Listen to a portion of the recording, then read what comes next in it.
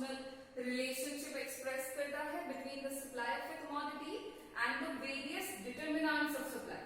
आज अभी हम लोग इस वीडियो में बात करेंगे कि ये जो वेरियस डिटरमिनेंट्स हैं, ये जो डिफरेंट फैक्टर्स हैं, ये किसी भी कमोडिटी के सप्लाई को किस तरह से डिटरमिन करते हैं या वो कैसे अफेक्ट करते हैं। सो बेसिकली आज बात करने वाले हैं factors affecting supply of A commodity, जिनको आप फैक्टर्स बोल सकते हो, फैक्टर्स अफेक्टिंग सप्लाई बोल सकते हो, और इन्हीं को हम दूसरे लैंग्वेज में या दूसरे शब्दों में डिटरमिनेंट्स ऑफ सप्लाई भी कहेंगे। ठीक है, तो फैक्टर्स से रिलेटेड क्वेश्चन आए तो भी आपने सेम ही जवाब लिखना है, और अगर डिटरमिनेंट्स पूछा जा रहा है तो भी आपको उन्हीं सारे टर्म्स को एक्सप्लेन करना होगा जो अभी हम डिस्कस करेंगे। ठीक है, तो हम लोगों ने लास्ट वीडियो में सप्लाई फंक्शन को एक इक्वेशन के फॉर्म में एक्सप्रेस किया था, जहां पे हमने Sx से supply of the commodity show किया था, F हमारा फंक्शनल रिलेशनशिप दिखा रहा था, और इधर जितने भी टर्म्स है राइट साइड में अंडर ब्रैकेट, ये जो है आपके शो कर रहे हैं वेरियस डिटरमिनेंट्स को, जिनके नाम हम लोगों ने लास्ट वीडियो में देखे हुए हैं। आज यहां बात करेंगे कि ये जो वेरियस डिटरमिनेंट्स हैं, इनका और सप्लाई ऑफ द कमोडिटी के बीच में कैसा रिलेशन है, ये किस तरह से अफेक्ट करते हैं, हम वो देखने वाले हैं। तो चलो सबसे पहले शुरू करेंगे हमारे पहले फैक्टर से, जो कि है own price of the commodity. जब भी बात होगी किसी भी कमोडिटी के सप्लाई की, यहाँ पे हमने एग्जाम्पल में माना हुआ था कमोडिटी एक्स। मान लो कि कोई भी कमोडिटी है जिसका नाम एक्स है, ठीक है, एक्स कमोडिटी है, और उसके सप्लाई की बात हम कर रहे हैं, तो किसी भी कमोडिटी के सप्लाई को जो अफेक्ट करने वाला पहला फैक्टर होगा वो उस कमोडिटी का खुद का प्राइस होगा। अब यहाँ पे समझने वाली बात है कि प्राइस और सप्लाई जो है कमोडिटी का, उनके बीच में रिलेशनशिप कैसा है, या प्राइस किसी भी कमोडिटी के सप्लाई को किस तरह से अफेक्ट करता है। पहले बता देती हूँ कि अफेक्ट कैसे करता है, फिर देखेंगे कि क्यों ऐसा, क्यों रिलेशनशिप है। तो देखो होता क्या है कि जब भी किसी भी कमोडिटी का प्राइस इंक्रीज होगा, जैसे जैसे प्राइस ऑफ द प्रोडक्ट जो है वो मार्केट में इंक्रीज होगा, उसके रिस्पॉन्स में जो सप्लाई है कमोडिटी का वो भी मार्केट में इंक्रीज होगा।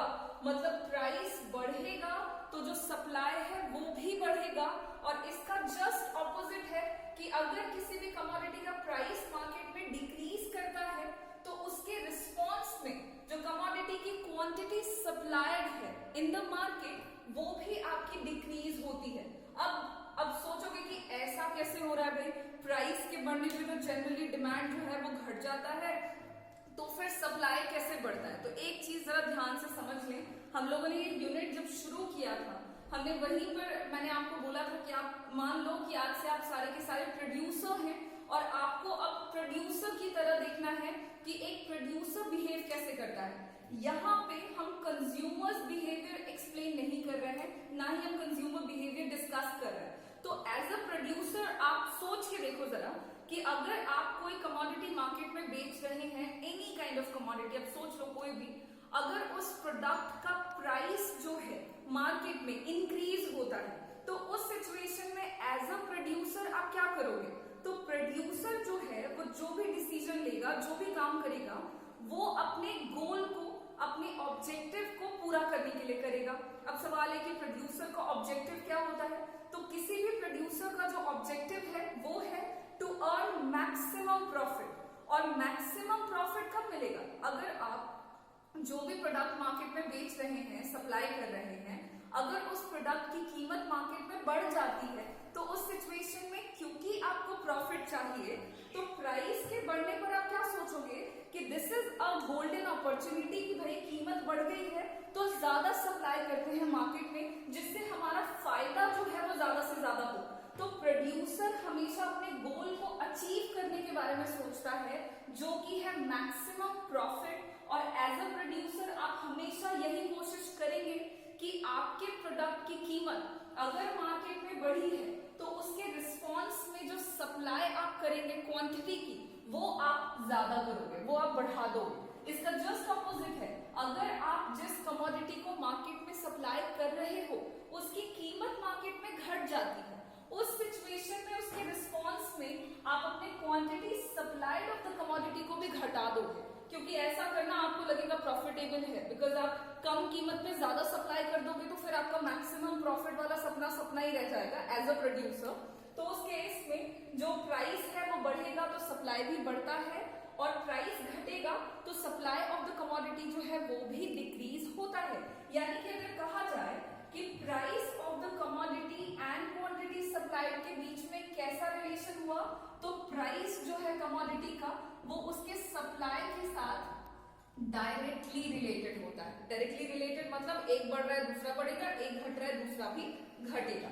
तो पहला फैक्टर है प्राइस ऑफ द कमोडिटी, और वो और सप्लाई दोनों के बीच में कैसा रिलेशन, तो डायरेक्ट रिलेशन, या आप इसको बोल सकते हो positive relationship. And positive relation का क्या मतलब, एक बढ़ रहा है दूसरा भी बढ़ेगा, एक घटेगा दूसरा भी घटेगा।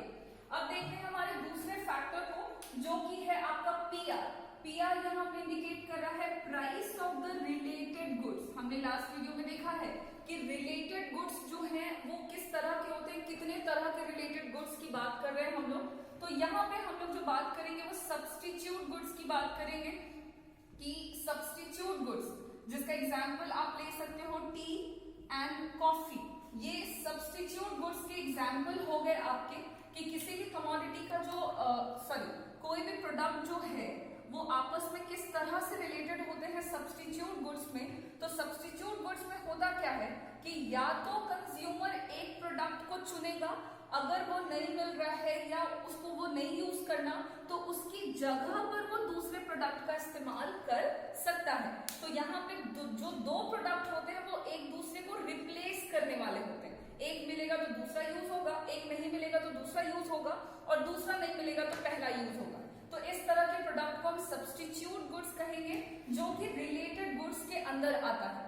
अब सवाल है, अब जो हमारा पॉइंट है वो ये है कि प्राइस जो होगा रिलेटेड गुड्स का वो किसी भी कमोडिटी के सप्लाई को अफेक्ट करेगा। तो सवाल है कि कैसे अफेक्ट करेगा। तो जो सब्स्टिट्यूट गुड्स का केस है, इस केस में किसी भी कमोडिटी का प्राइस, रिलेटेड गुड्स का प्राइस और कमोडिटी का जो सप्लाई है, उन दोनों के बीच में होता है इनवर्स रिलेशनशिप। इनवर्स रिलेशनशिप बोलने का मतलब हुआ कि अगर आप टी एंड कॉफी की बात करो, तो सपोज करो हम यहाँ पे टी के सप्लाई की बात करेंगे और बात कर रहे हैं कि जो कॉफी का प्राइस है वो टी के सप्लाई के साथ कैसे अफेक्टेड है। सपोज करो यहाँ पे हम कॉफी की बात कर रहे हैं, कॉफी एंड टी हमने सब्स्टिट्यूट गुड लिया है, यहाँ टी के सप्लाई की बात हो रही है। तो टी का जो सप्लाई है वो किस पे डिपेंड करेगा, तो वो डिपेंड करेगा कॉफी के प्राइस पे, ठीक है। और ये कैसे होगा, तो इनके बीच में रिलेशन होगा इनवर्स। मतलब कहने का हुआ कि अगर कॉफी का जो प्राइस है वो मार्केट में इंक्रीज होगा, तो उसके रिस्पॉन्स में जो टी का सप्लाई है वो आपका क्या हो जाएगा, डिक्रीज हो जाएगा। मतलब कॉफी का प्राइस अगर बढ़ेगा तो उसके रिस्पॉन्स में जो टी का सप्लाई है वो घटेगा। एक बढ़ेगा तो दूसरा घटेगा, और इट्स जस्ट इसका ऑपोजिट कि अगर कॉफी का प्राइस मार्केट में कम होता है तो इसके रिस्पॉन्स में जो टी का सप्लाई है वो मार्केट में क्या हो जाएगा, इंक्रीज हो जाएगा। तो एक बढ़ रहा है तो दूसरा घट रहा है, और दूसरा घट रहा है तो पहला जो है वो बढ़ रहा है। तो जब ऐसा हो कि पहला बढ़े दूसरा घटे, दोनों के बीच में उल्टा संबंध है, इसे हम कहेंगे इनवर्स रिलेशनशिप। और किसी भी कमोडिटी का जो प्राइस है, रिलेटेड गुड्स के केस में रिलेटेड गुड्स का प्राइस और कमोडिटी का सप्लाई जो है वो एक दूसरे के साथ इनवर्सली रिलेटेड होता है, दोनों में उल्टा संबंध है, ठीक है। अब बात करेंगे हमारे तीसरे फैक्टर पे, जो कि है नंबर ऑफ फॉर्म्स। बात किया हुआ था हमने कि नंबर ऑफ फॉर्म्स में हम क्या बात कर रहे हैं, एनएफ नंबर ऑफ फॉर्म्स दिखा रहा है। तो कोई भी एक प्रोडक्ट जो है मार्केट में जो भी सप्लाई होता है, उस एक प्रोडक्ट को बनाने वाले एक से ज्यादा फर्म्स हो सकते हैं, ठीक है। चूंकि कॉम्पिटिटिव मार्केट है तो एक से ज्यादा फर्म्स हो सकते हैं। उस केस में क्या होगा कि अगर नंबर ऑफ फर्म्स मार्केट में इंक्रीज करता है, बात करें कि दोनों के बीच में रिलेशन कैसा है, तो समझ लो कि नंबर ऑफ फर्म्स और सप्लाई के बीच में डायरेक्ट रिलेशन होता है। डायरेक्ट रिलेशन बोलने का क्या मतलब हुआ, बोलने का मतलब हुआ कि अगर नंबर ऑफ फर्म्स इंक्रीज करेगा तो उसके रिस्पॉन्स में जो सप्लाई है कमोडिटी का वो भी इंक्रीज करेगा। एंड जस्ट अपोजिट, अगर नंबर ऑफ फर्म्स डिक्रीज करता है तो जो सप्लाई है प्रोडक्ट का वो भी घटेगा। सिंपल है, अगर फर्म में एक पर्टिकुलर कमोडिटी है, वन कमोडिटी की बात हो रही है, ठीक है, और एक कमोडिटी जो है मार्केट में बना रहा है एक फर्म, सपोज करो कि अभी मार्केट में एक ही फर्म है और वो एक फर्म उस पर्टिकुलर कमोडिटी के टोटल 100 यूनिट्स मार्केट में सप्लाई करता है। उस केस में क्या हो रहा है कि अगर मार्केट में नंबर ऑफ फर्म्स इंक्रीज हो जाता है, पहले एक था, अब सपोज करो कि 4 और नए फर्म्स आ गए मार्केट में, 4 फर्म्स और आ गए, तो टोटल नंबर ऑफ फर्म्स हो गए 5। तो इस सिचुएशन में एक फर्म था तो वो 100 यूनिट सप्लाई कर रहा था, अब क्योंकि 5 फर्म्स हैं, टोटल नंबर ऑफ फर्म्स बढ़ गए, उस केस में जो सप्लाई है वो जाहिर सी बात है कि 100 से कुछ ना कुछ बढ़ेगा। सपोज करो कि वो बढ़ के 500 यूनिट्स हो गया है, तो इस केस में नंबर ऑफ फर्म्स के इंक्रीज होने पर जो सप्लाई है कमोडिटी का वो क्या हो रहा है, इंक्रीज हो रहा है। एंड इसका जस्ट ऑपोजिट है, अगर नंबर ऑफ फर्म्स 5 थे, इसमें से घट गए, सपोज 2 फर्म्स मार्केट छोड़ के चले गए।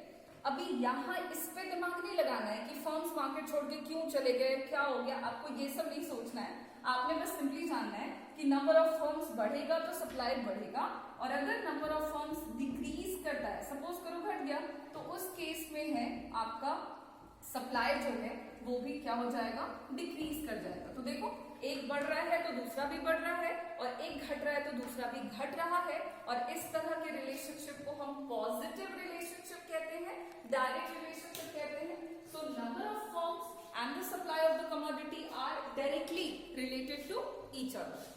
नेक्स्ट जो हमारा फैक्टर है वो है price of factors of production. ठीक है, इनपुट्स बोल रहे हैं शॉर्ट में, तो price of factors of production and supply के बीच में आपको बता दूं इनवर्स रिलेशनशिप, ठीक है, उल्टा संबंध है। कैसे उल्टा संबंध है, तो जरा देखोगे, सपोज करो प्राइस ऑफ फैक्टर्स जो है, प्राइस ऑफ फैक्टर्स इंक्रीज करता है मार्केट में। अब क्या हो रहा है कि आप जो इनपुट का इस्तेमाल करके प्रोडक्ट का प्रोडक्शन कर रहे थे, उन इनपुट्स की कीमत जो है मार्केट में वो इंक्रीज कर गई। इस केस में जो कॉस्ट ऑफ प्रोडक्शन है, मतलब प्रोडक्शन का जो खर्च है, अब चूंकि प्राइस इनपुट महंगे हो गए हैं पहले के कंपैरिजन में, तो प्रोडक्शन करने का जो खर्चा है वो भी क्या हो गया, वो भी बढ़ जाएगा। और जब कॉस्ट ऑफ प्रोडक्शन बढ़ेगा तो प्रोड्यूसर जो है वो प्रोडक्शन जो है वो थोड़ा कम करेंगे, प्रोडक्शन को वो घटाता है।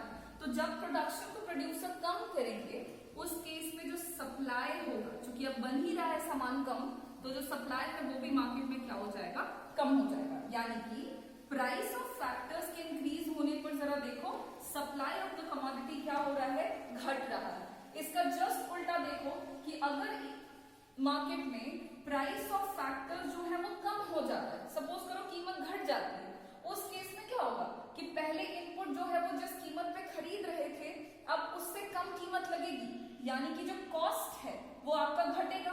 तो जब कॉस्ट ऑफ प्रोडक्शन कम होगा, खर्चा कम लगेगा, तो प्रोड्यूसर जो है वो ज्यादा प्रोडक्शन करेंगे, और जब प्रोडक्शन बढ़ेगा तो उस केस में जो सप्लाई है कमोडिटी का वो भी क्या हो जाएगा, इंक्रीज होगा। तो अगर आप इन दोनों के बीच का रिलेशन देखो, ये बीच की बातें हैं, आप डायरेक्टली प्राइस और सप्लाई के रिलेशन को देखो, तो एक घट रहा है तो दूसरा बढ़ रहा है। इसके पहले था कि प्राइस बढ़ेगा तो सप्लाई घटेगा, यानी दोनों के बीच में कैसा रिलेशन हुआ, इनवर्स रिलेशनशिप हुआ।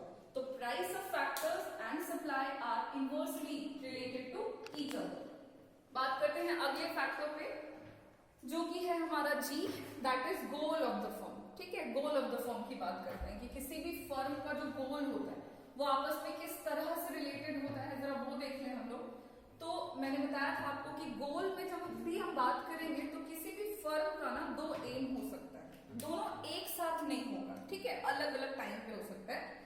एक एम प्रोड्यूसर रख सकता है मैक्सिमम प्रॉफिट का, जो कि हमेशा से है ही है, जो हम जानते हैं कि किसी भी इंडस्ट्री का जो एम है वो है मैक्सिमम प्रॉफिट। बट एक एम और हो सकता है, that is maximum sales. Producer या तो एम रखेगा मैक्सिमम प्रॉफिट, या फिर प्रोड्यूसर एम रखेंगे मैक्सिमम सेल्स। अब अगर 2 अलग अलग एम है तो उस सिचुएशन में सप्लाई ऑफ द कमोडिटी कैसे रिलेटेड होंगे, जरा वो जाने। तो जरा देखो, मैक्सिमम प्रॉफिट अगर प्रोड्यूसर को चाहिए तो उस सिचुएशन में प्रोड्यूसर कुछ इस तरह से बिहेव करते हैं कि जो भी कमोडिटी का वो सप्लाई करेंगे, जितनी भी क्वांटिटी को वो सप्लाई करना चाहते हैं, वो सिर्फ और सिर्फ करना चाहेंगे हायर प्राइस पर। मतलब वो सोचेंगे कि ज्यादा से ज्यादा कीमत मार्केट में मिले अगर हमारे प्रोडक्ट की, तो हम ज्यादा प्रोडक्ट सप्लाई करेंगे, लोअर प्राइस पर वो क्वांटिटी सप्लाई नहीं करेंगे। क्यों? क्योंकि प्रोड्यूसर का एम है मैक्सिमम प्रॉफिट, और मैक्सिमम प्रॉफिट कब मिलेगा? तो अगर प्राइस ज्यादा है तो उस केस में अगर सप्लाई ज्यादा किया तो ही मैक्सिमम प्रॉफिट है, लोअर प्राइस पे सप्लाई करने पर ज्यादा प्रॉफिट नहीं है। तो होता क्या है कि अगर मैक्सिमम प्रॉफिट एम है प्रोड्यूसर का, तो प्रोड्यूसर जो भी क्वांटिटी सप्लाई करते हैं कमोडिटी का, वो सिर्फ और सिर्फ करते हैं हायर प्राइस पे। ऑन दी अदर हैंड, अगर प्रोड्यूसर का एम है मैक्सिमम सेल्स, मतलब प्रोड्यूसर चाहते हैं कि वो अपने प्रोडक्ट को मार्केट में ज्यादा से ज्यादा बेचें, वो चाहते हैं कि भाई उनके प्रोडक्ट पूरे मार्केट में छा जाए, बस उन्हीं के प्रोडक्ट को, उस केस में क्या करते हैं प्रोड्यूसर कि वो जो भी कमोडिटी की क्वांटिटी सप्लाई करते हैं उसको वो हायर प्राइस पे भी करते हैं, ज्यादा क्वांटिटी में वो हायर प्राइस पे करते हैं, और साथ ही साथ वो उस प्रोडक्ट को लोअर प्राइस पर भी मार्केट में सप्लाई करते हैं। ये जानने वाली बात है कि मैक्सिमम सेल्स में प्रोड्यूसर जो है वो हायर प्राइस पे भी प्रोडक्ट को सप्लाई करने को तैयार हैं, बेचने को तैयार हैं, और लोअर प्राइस पर भी वो अपने प्रोडक्ट को मार्केट में सेल करते हैं। अब अगर यहाँ पे देखोगे तो कंपेयर करते हुए कि अगर गोल ऑफ द फर्म है 2, तो सप्लाई ऑफ द कमोडिटी कैसे अफेक्टेड हो रहा है? तो देखो, अगर मैक्सिमम प्रॉफिट है फर्म का गोल, तो जो सप्लाई होगा वो कंपैरेटिवली कम होगा, क्योंकि सिर्फ हायर प्राइस पे हो रहा है और हम क्वांटिटी की बातें कर रहे हैं, तो वो आपका कम होगा। लेकिन अगर मैक्सिमम सेल्स है एम, तो उस केस में जो सप्लाई ऑफ द कमोडिटी है वो आपका कंपैरेटिवली ज्यादा होगा, बिकॉज हायर प्राइस पे भी सप्लाई किया जा रहा है as well as lower price पे भी किया जा रहा है। तो इस तरह से जो गोल ऑफ द फर्म है वो किसी भी कमोडिटी की सप्लाई को करते हैं अफेक्ट। अगर है मैक्सिमम प्रॉफिट तो सप्लाई होगा जरूर, लेकिन सिर्फ हायर प्राइस पे, और अगर गोल है मैक्सिमम सेल्स तो प्रोड्यूसर बस बेचना चाहते हैं ज्यादा। अब इसका मतलब ये नहीं कि प्रॉफिट नहीं चाहिए उनको, प्रॉफिट वहां पर भी है, लेकिन वो उनका फोकस जो है वो है बिक्री पर, सेल्स पर, तो उस केस में वो हायर प्राइस पर भी बेचेंगे और लोअर प्राइस पर भी बेचेंगे। नेक्स्ट जो आपका है factor, that is T, indicates state of technology जो इस्तेमाल किया जा रहा है in the process of production. Process of production में जो भी स्टेट ऑफ टेक्नोलॉजी का इस्तेमाल हो रहा है वो भी एक इंपॉर्टेंट फैक्टर है जो कमोडिटी की सप्लाई को अफेक्ट करता है। कैसे? तो अगर बेटर टेक्नोलॉजी का इस्तेमाल हो रहा है, ऐसे समझो, अगर बेटर टेक्नोलॉजी का इस्तेमाल हो रहा है, बेहतर टेक्निक है, बेटर बोलने का मतलब हो गया एडवांस, मॉडर्न टेक्निक है, ठीक है? तो मॉडर्न टेक्निक के फायदे बहुत हैं। सबसे पहला फायदा है कि अगर एडवांस टेक्निक आप इस्तेमाल कर रहे हो in the process of production, उस केस में जो कॉस्ट ऑफ प्रोडक्शन है वो कम लगेगा, खर्चा कम होगा, बिकॉज आप एडवांस टेक्निक यूज कर रहे हो। तो जब कॉस्ट ऑफ प्रोडक्शन कम होगा उस केस में जो आपका प्रोडक्शन है, एज अ प्रोड्यूसर जो प्रोडक्शन है वो बढ़ेगा, ज्यादा करेंगे आप, और तब उस सिचुएशन में जो सप्लाई होगा कमोडिटी का वो भी ज्यादा होगा। तो अगर बेटर टेक्निक का इस्तेमाल हो रहा है तो जो सप्लाई है वो ज्यादा होगा। ऑन दी अदर हैंड, अगर आप आउटडेटेड टेक्निक का इस्तेमाल करते हो, आपके ट्रेडिशनल टेक्निक है, पुरानी टेक्निक आप इस्तेमाल कर रहे हो, तो उस केस में टाइम जो है वो ज्यादा लगेगा और जो कॉस्ट है वो भी कंपैरेटिवली ज्यादा लगेगा, खर्चा ज्यादा लगता है। एडवांस में मान लो कि आप मशीन यूज कर रहे थे, तो मशीनरी जो है उनकी कैपेसिटी ज्यादा होती है, खर्चा कम लेती है, भाई लोग भी एक लगेंगे मशीन चलाने को, तो उस केस में प्रोडक्शन बढ़ेगा, सप्लाई बढ़ेगा। लेकिन अगर आउटडेटेड टेक्निक है, सपोज करो कि आप लेबरर्स का इस्तेमाल कर रहे हो, पुराने टेक्निक का इस्तेमाल हो रहा है, कोई मशीन यूज नहीं कर रहे हैं, उस केस में कॉस्ट ऑफ प्रोडक्शन ज्यादा लगता है, खर्चा ज्यादा लगेगा और कंपैरेटिवली जो प्रोडक्शन है वो कम होगा, ठीक है? तो प्रोडक्शन चूंकि आपका कम हो रहा है क्योंकि आप आउटडेटेड टेक्निक यूज कर रहे हैं, उस सिचुएशन में प्रोडक्शन ही कम किया तो रिजल्ट में जो सप्लाई है कमोडिटी का वो भी मार्केट में क्या होगा, कम होगा। तो इस तरह से स्टेट ऑफ टेक्नोलॉजी जो इस्तेमाल की जा रही है in the process of production वो भी किसी भी कमोडिटी के सप्लाई को करती है अफेक्ट। बेहतर टेक्निक है तो सप्लाई ज्यादा, अगर आउटडेटेड टेक्निक है तो सप्लाई जो है वो कम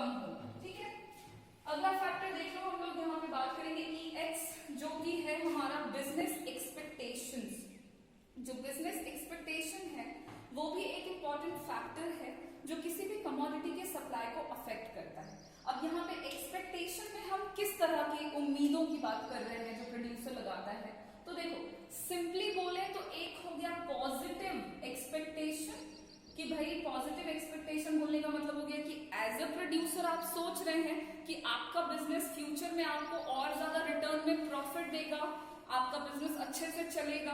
उस सिचुएशन में क्या हो रहा है ना, उस तरह के एक्सपेक्टेशन को, अगर पॉजिटिव उम्मीदें हैं आपको अपने बिजनेस से, आप ऑप्टिमिस्टिक टाइप के हैं थोड़े, तो उस केस में आपका जो एक्सपेक्टेशन है वो कहलाएगा बुलिश एक्सपेक्टेशन। अब बुलिश एक्सपेक्टेशन है क्योंकि आप अच्छा सोच रहे हैं, आप सोच रहे हैं कि आपका बिजनेस जो है वो अच्छा चलेगा, फ्यूचर में आपके प्रोडक्ट का जो सेल है वो बढ़ेगा, लोग उसको प्रेफर करेंगे, मतलब आप अच्छा सोच रहे हैं। तो अब आप ये सोच रहे हो कि फ्यूचर में आपको और फायदा होगा, तो एज अ प्रोड्यूसर आप इन्वेस्टमेंट जो है वो ज्यादा करोगे, वो बढ़ा दो, क्योंकि आपको लग रहा है कि आपका बिजनेस बहुत ठीक ठाक काम कर रहा है, आपको प्रॉफिट ज्यादा मिलेगा। तो क्योंकि आपने इन्वेस्टमेंट बढ़ाया है तो उस सिचुएशन में जो प्रोडक्शन होता है वो बढ़ता है, और क्योंकि प्रोडक्शन ज्यादा कर रहे हैं तो प्रोड्यूसर चीजों को बना के रखता नहीं है, सप्लाई करता है, तो सप्लाई ऑफ द कमोडिटी जो है मार्केट में बढ़ जाता है। तो अगर बिजनेस एक्सपेक्टेशन पॉजिटिव है, बुलिश है, तो जो सप्लाई होगा वो भी ज्यादा होगा।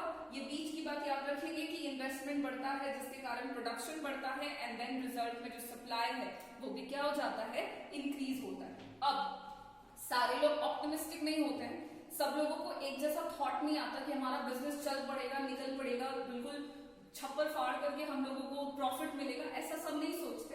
तो बहुत सारे ऐसे भी लोग हैं जिनको ऐसा लग रहा होता है कि हो सकता है कि हमारा बिजनेस जो है वो ठीक ठाक न चले, कुछ प्रॉब्लम हो जाए, या मे बी फ्यूचर में हमको लॉस हो, सपोज करो, तो उस तरह के एक्सपेक्टेशन को जनरली हम कहेंगे कि नेगेटिव एक्सपेक्टेशन है या थोड़े कम पॉजिटिव एक्सपेक्टेशन है, जिसको इकोनॉमिक्स में हम बियरिश एक्सपेक्टेशन के नाम से जानेंगे। बुलिश मतलब पॉजिटिव, बियरिश बोलने का मतलब हो गया नेगेटिव। अब क्योंकि आपको लग रहा है कि फ्यूचर में आपका बिजनेस आपको उतना प्रॉफिट नहीं देने वाला है, तो उस केस में आप क्या करते हो कि एज अ प्रोड्यूसर आप इन्वेस्टमेंट जो है वो थोड़ा कम कर देते हो, कि भाई पहले हमने 100 करोड़ लगाया था, अब थोड़ा कम करके 75 करोड़ ही लगाते हैं, ठीक है, 75 करोड़ लगाया हुआ था तो अब घटा करके 50 करोड़ लगा देते हैं। तो इन्वेस्टमेंट कम करते हैं प्रोड्यूसर। इन्वेस्टमेंट के कम करने से जो प्रोडक्शन होता है वो आपका कम होता है, और क्योंकि अब आप चीजों को बना ही कम रहे हो, तो जो क्वांटिटी सप्लाई होगा मार्केट में वो भी आपका क्या हो जाएगा, कम हो जाएगा। तो इस तरह से जो बिजनेस एक्सपेक्टेशन है वो किसी भी कमोडिटी के क्वांटिटी सप्लाई को करता है डिटरमिन, या यूं कहें कि अफेक्ट करता है। अगर पॉजिटिव सोच रहे हो, बुलिश एक्सपेक्टेशन है, तो सप्लाई जो है वो ज्यादा होगा, और अगर नेगेटिव सोच रहे हैं, बिजनेस एक्सपेक्टेशन है बियरिश, तो सप्लाई ऑफ द कमोडिटी जो है वो मार्केट में कम होगा, और ऐसे बिजनेस एक्सपेक्टेशन अफेक्ट करता है supply of the commodity. And now the last factor is GP indicates the government policies. Government policies में मैंने आपको बताया था कि हम दो तरह की पॉलिसीज डिस्कस कर रहे हैं गवर्नमेंट की। एक है आपका टैक्सेशन, जिसमें हम टैक्स की बातें करेंगे, और दूसरा है आपकी सब्सिडीज। ठीक है, सब्सिडीज की बात करेंगे कि कैसे अफेक्ट करता है। ये दोनों अलग अलग तरीके से अफेक्ट करते हैं क्वांटिटी सप्लाई। कैसे करते हैं, देखो, अगर गवर्नमेंट ने रेट ऑफ टैक्स जो है वो इंक्रीज कर दिया, ठीक है, अगर टैक्सेस गवर्नमेंट ने बढ़ा दिए, उस केस में क्या होगा, पहले आप जितना टैक्स पे कर रहे थे सरकार को, अब टैक्स बढ़ चुका है, मतलब आपका जो खर्चा है प्रोडक्शन का वो भी बढ़ेगा, क्योंकि आपको सरकार को पैसे देने पड़ रहे हैं, और वो टैक्स आप पे प्रोडक्शन पे लगाया जा रहा है। तो अगर टैक्स बढ़ेगा यानी कि प्रोडक्शन का जो कॉस्ट है वो बढ़ेगा, प्रोडक्शन का कॉस्ट बढ़ेगा यानी कि जो प्रोडक्शन हो रहा है वो आपका अब कम होगा, कंपैरेटिवली आप थोड़ा कम करोगे, और प्रोडक्शन ही कम होगा तो जो सप्लाई है कमोडिटी का वो भी इकोनॉमी में, मार्केट में क्या होगा, कम होगा। और इसका जस्ट उल्टा है कि अगर रेट ऑफ टैक्सेस जो है वो घट जाता है, सपोज करो कि गवर्नमेंट ने अपनी पॉलिसी चेंज कर दी और रेट ऑफ टैक्स उन्होंने घटा दिया, उस केस में जो कॉस्ट ऑफ प्रोडक्शन है वो भी कम लगता है, और प्रोड्यूसर जो है वो प्रोडक्शन को बढ़ाते हैं, जिसके रिजल्ट में जो सप्लाई है वो भी मार्केट में इंक्रीज हो जाता है। तो अगर हम बात कर रहे हैं कि टैक्सेशन एंड सप्लाई के बीच में कैसा रिलेशन है, तो इनके बीच में है इनवर्स रिलेशनशिप, ठीक है, इनडायरेक्ट रिलेशनशिप। टैक्स घटेगा तो डायरेक्टली देखो, अगर तो टैक्स अगर घट रहा है तो सप्लाई बढ़ रहा है, अगर टैक्स बढ़ेगा तो जो सप्लाई है वो घटेगा। क्यों होगा, तो वो हमने बीच की बात डिस्कस करी है कि टैक्स के बढ़ने से खर्चा बढ़ता है, प्रोडक्शन घटता है, तो उसके कारण सप्लाई पर असर पड़ता है। सेकेंड जो फैक्टर है that is subsidies, not the second factor but the second policies under the government policy. तो वो सब्सिडी कैसे अफेक्ट करता है सप्लाई को, तो बता दूं कि सब्सिडीज और सप्लाई के बीच में है डायरेक्ट रिलेशनशिप। हाउ, तो देखो अगर गवर्नमेंट ने सब्सिडीज दिया, सब्सिडीज बढ़ा दिया, ठीक है, छूट दिया, सब्सिडीज मतलब हो गया काइंड ऑफ छूट। गवर्नमेंट जो है आपको रॉ मटेरियल्स के प्राइसेस पे थोड़ी सब्सिडीज दे सकती है और इलेक्ट्रिसिटी पे सब्सिडी दे सकती है। तो अगर सब्सिडीज जो है वो गवर्नमेंट के द्वारा दी गई, उस केस में आपका जो कॉस्ट ऑफ प्रोडक्शन है वो कम लगेगा, कम होगा, जिसके रिस्पॉन्स में प्रोडक्शन जो है वो आप ज्यादा करोगे, और जब प्रोडक्शन ज्यादा होगा तो जो सप्लाई है इकोनॉमी में, मार्केट में कमोडिटी का, वो भी बढ़ेगा। तो देखो क्या रिलेशन हुआ सब्सिडीज एंड सप्लाई के बीच में, सब्सिडी बढ़ रहा था तो जो सप्लाई है वो भी बढ़ रहा है। कैसे, तो वो हमने बीच वाली बात डिस्कस करी है। जस्ट ऑपोजिट, अगर गवर्नमेंट ने दी हुई सब्सिडीज विथड्रॉ कर ली, वापस ले लिया है, उस केस में कॉस्ट ऑफ प्रोडक्शन बढ़ जाता है, जिसके कारण प्रोडक्शन जो है वो आपका घटेगा, और रिजल्ट में जो सप्लाई है कमोडिटी का वो भी क्या हो जाएगा, घट जाएगा। तो सब्सिडीज के घटने पे सप्लाई भी घटता है, और सब्सिडीज के बढ़ने पे सप्लाई जो है वो भी बढ़ता है। यानी कि कैसा रिलेशन है सब्सिडीज और सप्लाई के बीच में, तो डायरेक्ट रिलेशन, और टैक्सेस एंड सप्लाई के बीच में कैसा रिलेशन है, तो इनवर्स रिलेशन। इस तरह से ये कुछ फैक्टर्स ऑफ प्रोडक्शन, सॉरी, ये कुछ फैक्टर्स थे जो किसी भी कमोडिटी की सप्लाई को अफेक्ट कर रहे थे, और हम लोगों ने देख लिया है कि वो किस तरह से अफेक्ट करते हैं, क्या रिलेशनशिप है। यहाँ पे हमारा supply function and the factors affecting supply से कमोडिटी वाला जो टॉपिक है वो फिनिश होता है। नेक्स्ट वीडियो में हम लोग डिस्कस करेंगे supply schedule and supply curve के बारे में, कि सप्लाई शेड्यूल कैसा होता है, वो क्या रिलेशन शो करेगा, एंड सप्लाई कर्व का शेप कैसा होता है, उसका स्लोप कैसा होता है। ठीक है, तब तक के लिए आप इसको एक बार रिवाइज कर लोगे। एग्जामिनेशन पॉइंट ऑफ व्यू से ये इंपॉर्टेंट है हमारा, क्वेश्चन समटाइम्स पूछे जाते हैं। ठीक है, तब तक के लिए थैंक यू।